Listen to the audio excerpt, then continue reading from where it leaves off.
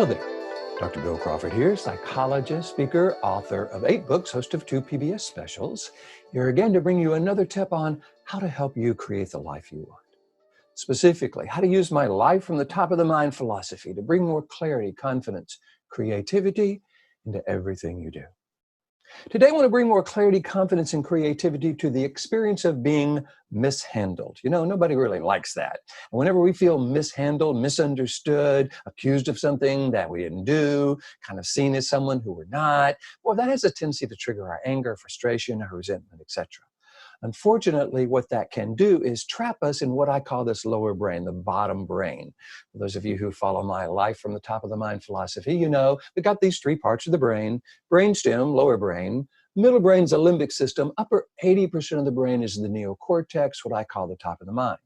It's this upper 80% of the brain where we have access to our clarity, confidence, and creativity, where we have access to our interpersonal skills, problem-solving skills, where we become more influential in our life and in the lives of others.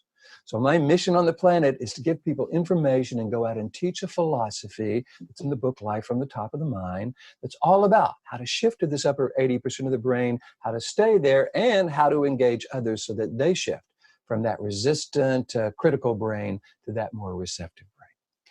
Easier said than done, absolutely. But if that's something you're interested in, feel free to pick up the book. It's on Audible, by the way, now as well.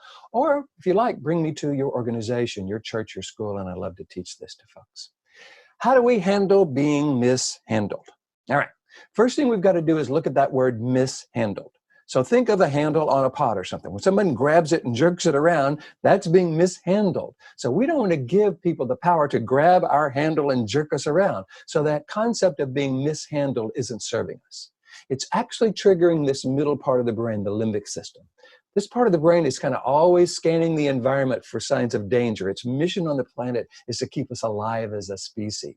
So when it perceives us being mishandled, jerked around, it throws us into that lower 20% of the brain, and we find ourselves kind of defending ourselves or attacking the other person, basically not doing anything that changes the experience. So if we want to change the experience from being mishandled, we got to change the definition. I suggest what we do is look at the facts. The fact is someone said something or did something that we don't like. See, that's different than being mishandled. It really defines the problem in terms of what someone is saying or doing, not in terms of their ability to jerk us around or mishandle us. So let's start with that. We've now looked at it not as we're being mishandled, but someone has said something or did something that we don't like. So there's some questions that I like to ask whenever I'm helping someone deal with a situation like this. These are what I call neocortex top of the mind questions. Now, in my book, there are 4 questions I encourage people to ask when we find ourselves feeling stressed, frustrated, angry, annoyed, so that we don't feed that. Number 1, are we feeling that on purpose? Is it really working for us? Is this how I want to be defined? And would I teach or recommend this reaction to someone I love? Of course, the answer is no. We're not doing it on purpose. It's really not working for us. We certainly don't want to be defined as someone who lets other people jerk us around by mishandling us. And no, we would never recommend or teach this stressed, frustrated, resentful, anger response to someone we love. So how do we shift? Well, first, I think we want to look at this interaction between this person and ask ourselves some questions. Number 1, is this a person we trust? Is this a person whose opinion we trust? Would we send our loved ones to this person for wisdom and advice? If the answer is no, we don't want to take their opinion about us as something we somehow need to change or defend because we don't trust their opinion in the first place. And that can help us kind of step back a little bit from allowing them to mishandle us or throw us into that lower brain. Next question is, okay, well, is this someone who's important in my life? So if this is someone I don't trust and really isn't that very important in my life, that gives me another reason to kind of step back and detach from their opinion of me. Now, let's look at this. What if it is someone we don't trust, but they are important in our life? Maybe they're our boss, okay? And we don't really like them or trust them, but they do have some power in our life. We may then want to change their opinion of us. In order to do that, we've got to be able to access our best interpersonal skills, problem-solving skills, our clarity, confidence, creativity to do that. That's what part 3 of my book is all about. That's not the easiest thing to do, and we got to be in this upper 80% of the brain and be able to stay there while they're being difficult or while they're misunderstanding us in order to pull this off. Feel free to check that out. But what we want to do is kind of see ourselves as kind of an Aikido master centered focus. So when they throw a punch and tell us something about us that we don't like, we go, whoa, tell me more about that. And we kind of use that to influence the process. Easier said than done. Talk more about that in the book. So number one, is it someone we trust? Number two, is it someone who's important to us? So let's assume we trust them and they're important to us, okay? Are they doing it intentionally? Did this person say, watch this, I'm going to really jerk this person around. I'm going to say this, and that's going to make them feel that. If it's someone we trust and someone who's important, chances are they really didn't do it intentionally. So what that means is their intention wasn't to make us feel bad. So we got to ask ourselves the question, okay, what was their intention? Were they kind of stuck in their lower brain? Were they frustrated? Were they upset? If so, they were probably saying things that were more reactive than responsive. They probably weren't responsible for what they said because they were just reacting. We recognize that when people react, they say things they don't mean. And when we have reacted in the past, we might find ourselves feeling or thinking things that don't really serve us. So we want to be able to respond versus react. React is to act the way we have in the past. To respond is different. It comes from the Latin spondere. It means to pledge or to sponsor. So we can use these 4 questions saying, hey, okay, if I'm not doing this on purpose, my anger, my frustration, my resentment, and it's really not working for me, and it's not how I want to be defined, and I wouldn't teach it to someone I love, how would I like to respond to someone? If I were choosing a quality or characteristic that was more purposeful, that I believe is more effective, that does define me the way I want to be defined, and in a way I would teach to someone I love, what would that be? Clarity, confidence, creativity, compassion, whatever it is. Now we're choosing how we want to be because we know, even though we may trust this person and they're important in our life, they probably didn't really mean to do it. The next thing we want to ask ourselves is about the past, okay? Did these folks have a tendency to do this in the past? Did they have a tendency to get upset and say things to us that really in the past have jerked us around, kind of mishandled us? If so, we got to recognize if they've done it in the past, they might tend to do it in the future. But again, if there's someone we trust and someone who's important to us, we want to make sure what part of them we are trusting. There are probably times in the past when they've been very loving and very helpful, and we can trust that part of them. That's them coming from this upper 80% of the brain. But when they get angry or frustrated or stressed or annoyed and say things to us that have hurt us, quote unquote, in the past, that's probably not a part of them we want to trust. We don't want to trust their brainstem. We want to trust their neocortex. Want to ask ourselves another question. Is it part of our past?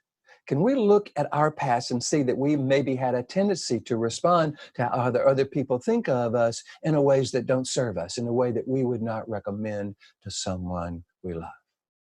If that's the case, we've got to recognize we've got some old neural pathways. You know, the brain creates these neural pathways. So if someone says something to us that we don't like or has done that in the past, and that went down to our brainstem and we felt hurt or angry or resentful or frustrated or whatever, hey, we had a right to feel that, but it's really probably not serving us, and it's probably not something we would recommend to someone we love. So we got to recognize there is a tendency for this middle brain to interpret this person in that way and throw us into that lower brain. In other words, if they've done it in the past, they're going to probably do it in the future. And if we've done it in the past, if we change nothing, we will continue to do that. So if we want to take their past behavior and recognize that sometimes they're in the neocortex and sometimes they're in the brainstem, I want to trust that neocortex top of the mind, but not trust the brainstem. That's good for us to know.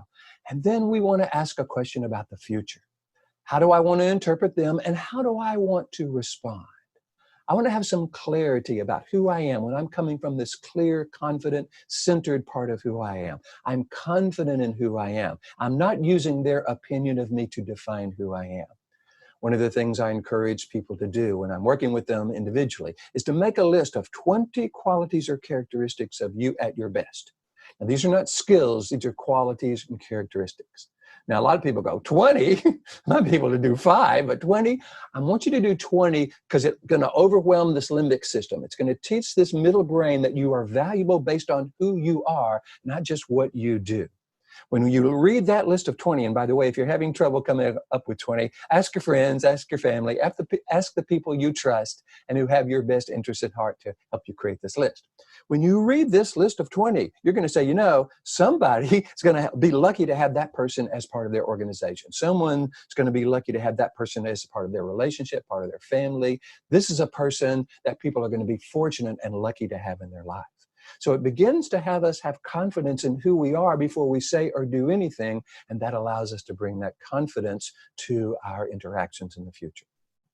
So we want to look at the whole idea of being mishandled, reinterpret that as someone said something or did something we don't like. We ask some questions. Do I trust this person? If no, okay. Is this person in my life important in my life? If no, okay. Well, then I know how to deal with that. You know, someone cuts us off on the freeway. We don't want to make that person important in our life by giving them the power to trigger how we feel and think.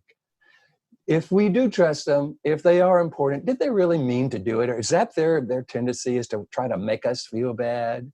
Probably not. Now, it's not that that didn't happen in the past, and it may happen in the future, but we make a distinction of who they are when they're coming from the upper brain and the lower brain. And then we ask a question about our future. How do I want to be in the future? What are the qualities and characteristics I want to bring to situations so that when someone says something or does something that I don't like, I'm able to respond versus react. If you would like this for your organization, if you would like this for your school, your church, yourself, I would encourage you to get in touch with me because this is what I love to do. All of this is easier said than done, right? So why don't we work together? I would love to help you kind of learn this philosophy. It's a 3-step philosophy of getting to the top of the mind, staying there, and then dealing with other people. If this is something you'd like me to do for your church, organization, school, all you got to do is go to my website, BillCrawfordPh.com. Hit the contact button. Let me know what you're interested in. Love to talk with you about that.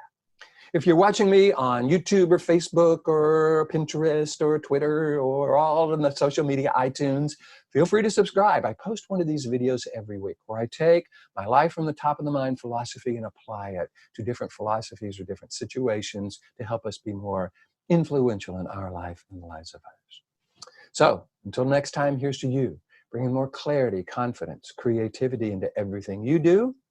And I look forward to seeing you in the future.